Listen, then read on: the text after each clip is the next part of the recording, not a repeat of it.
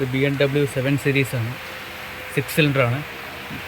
Oil ലീക്കാണ് complaint. വേണ്ട, നല്ല ഓയിൽ ലീക്കുണ്ട്. വാട്ടർ പാക്കിങ്ങാണ് ലീക്ക്. വാട്ടർ പാക്കിങ് ഇറക്കണമെങ്കിൽ 6 ഇഞ്ചക്ടർ ഇറങ്ങണം. കോമൺ റെയിൽ,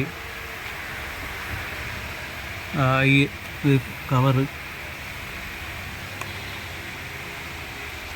ഈ ഒരു പീസ് കളച്ച് മാറ്റിയാണ് ചെയ്യണത്.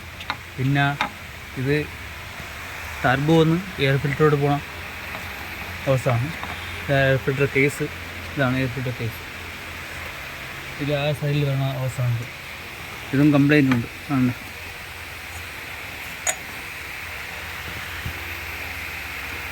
കീറിയിട്ടുണ്ട്. അവിടെ കംപ്ലൈൻറ്റ്. ഇതാണ് 6 സിലിണ്ടറിൻ്റെ വാട്ടർ പാക്കിങ്. ആണ് എൻ്റെ പുതിയ നെറ്റ് ഹോസ്.